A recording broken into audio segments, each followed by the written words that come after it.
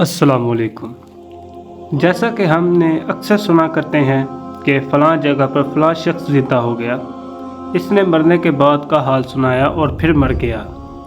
इसी किस्म का अज़ाब से मुतल्लिक़ के एक वाक़या गिलगित में पेश आया, जिसके बारे में बताते हैं कि एक शख्स कब्रिस्तान के पास से गुज़र रहा था कि इसने किसी कब्र से ये आवाज़ सुनी कि मुझे निकालो, मैं ज़िंदा हूँ। जब एक दो मरतबा इसने आवाज़ सुनी तो इसने ये समझा कि मेरा वहम है, लेकिन जब मुसलसल इसने ये आवाज़ सुनी तो इसको यकीन होने लगा। चुनांचे करीब में एक बस्ती थी, वो शख्स उसमें आया और लोगों को इस आवाज़ के बारे में बताकर कहा, तुम भी चलो और इस आवाज़ को सुनो। चुनांचे कुछ लोग इसके साथ आए, उन्होंने भी यही आवाज़ सुनी और सब ने यकीन कर लिया कि ये आवाज़ कब्र से आ रही है। अब यकीन होने के बाद इन लोगों को मसला पूछने की फ़िक्र हुई कि पहले उलमा से ये मसला मालूम करो कि कब्र खोलना जायज़ है या नहीं। चुनांचे वो लोग मोहल्ले की मस्जिद के इमाम साहब के पास गए और इनसे कहा कि इस तरह कब्र से आवाज़ आ रही है और मैयत ये कह रही है, मुझे कब्र से निकालो, मैं ज़िंदा हूँ। इस पर इमाम साहब फरमाने लगे, अगर तुम्हें इसका ज़िंदा होने का यकीन हो गया है तो कब्र को खोल लो और इसको बाहर निकाल लो। चुनांचे ये लोग हिम्मत करके कब्रिस्तान गए और जाकर कब्र खोली। अब जो ही तख्ता हटाया तो देखा अंदर एक औरत बरहना हालत में बैठी हुई है और इसका कफन गल चुका है। फिर लोगों ने वो औरत कह रही है, जल्दी से मेरे घर में से कपड़े लाओ, मैं कपड़े पहन कर बाहर निकलूँगी। चुनांचे ये लोग फ़ौरन दौड़कर इसके घर गए और जाकर इसके घर वालों को ये वाक़या बताया। इसके कपड़े चादर वगैरह लेकर आए और लाकर अंदर फेंक दिए। इस औरत ने अपने कपड़े को पहन लिया और चादर ऊपर ओढ़ ली। फिर तेज़ी से बिजली की तरह एक कब्र से निकली और दौड़ती हुई अपने घर की तरफ भाग गई। घर जाकर इस औरत ने कमरे में छुपकर अंदर से कुंडी लगा ली। अब जो लोग कब्रिस्तान आए थे दौड़कर इसके घर पहुंचे। इनको वहां जाकर मालूम हुआ कि इसने अपने कमरे के अंदर से कुंडी लगा रखी है। इन लोगों ने दस्तक दी कि कुंडी खोलो। अंदर से इस औरत ने जवाब दिया, मैं कुंडी तो खोल दूं, लेकिन मेरे कमरे के अंदर वो शख्स दाखिल हो जिसके अंदर मुझे देखने की ताब हो, इसलिए कि इस वक्त मेरी हालत ऐसी है कि मैं हर आदमी मुझे देखकर बर्दाश्त नहीं कर सकेगा।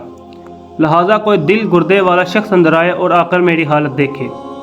अब सब लोग अंदर जाने से डर रहे थे, मगर दो चार आदमी जो मजबूत दिल वाले थे उन्होंने कहा, तुम कुंडी खोलो, हम अंदर आएंगे। इसने कुंडी खोल दी और कुछ लोग अंदर चले गए।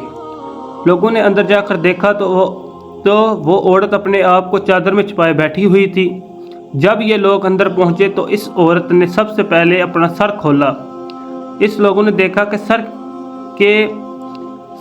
पर एक भी बाल नहीं है, वो बिल्कुल खाली खोपड़ी है, ना इस पर बाल है ना खाल है, सिर्फ खाली हड्डी है। लोगों ने इससे पूछा, तेरा बाल कहाँ गए? इस औरत ने जवाब दिया, जब मैं जिंदा थी तो नंगे सर घर से बाहर निकला करती थी, फिर मरने के बाद जब मैं कब्र में लाई गई तो फरिश्तों ने मेरा एक बाल नोचा और इसे नोचने के नतीजे में बाल के साथ खाल भी निकल गई। अब मेरे सर पर ना बाल है ना खाल है। इसके बाद इस औरत ने अपना मुंह से कपड़ा हटाया। जब औरत ने इसका मुंह देखा तो इतना खौफनाक हो चुका था कि सवाए दांतों के कुछ नज़र नहीं आया। ना ऊपर का होंठ मौजूद था ना नीचे का होंठ मौजूद था, बल्कि 32 के 32 दांत सामने जुड़े हुए नज़र आ रहे थे। अल्लाह अकबर। सोचिए, अगर किसी इंसान के सिर्फ दांत ही दांत नज़र आए तो कितना डर और खौफ मालूम होता है। अब लोगों ने इस औरत से पूछा, तेरे होंठ कहाँ गए? इस औरत ने जवाब दिया, मैं अपने होठों पर लिपस्टिक लगाकर नामहरम मर्दों के सामने जाया करती थी। इसकी सज़ा मेरे होंठ काट लिए गए, इसलिए अब मेरे चेहरे पर होंठ नहीं है।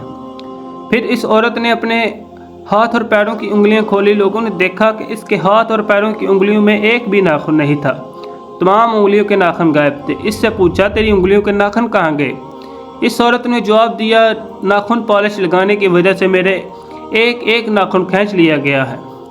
चूँकि मैं ये सारे काम करके घर से बाहर निकला करती थी, इसलिए जैसे ही मैं मरने के बाद कब्र में पहुंची तो मेरे साथ ये मामला किया गया और मुझे ये सज़ा मिली कि मेरे सर के बाल भी नोच दिए गए, मेरे होंठ भी काट दिए गए और नाखून भी खींच लिए गए। इतनी बातें करने के बाद वो बेहोश हो गई और मुर्दा बेजान हो गई। جیسے لاش ہوتی ہے۔ چنانچہ ان لوگوں نے دوبارہ اس کو قبرستان میں پہنچا دیا۔ محترم خواتین و حضرات، اللہ تعالیٰ کو یہ عبرت دکھانی مقصود تھی کہ دیکھو اس عورت کا انجام کیا ہوا اور اس کو کتنا ہولناک عذاب دیا گیا۔ بے پردہ خواتین اس واقعے سے عبرت لیں اور ان گناہوں سے توبہ کریں جس کی سزا بروز قیامت بہت سخت ہے۔ اللہ پاک ہم سب کا حامی و ناصر ہو۔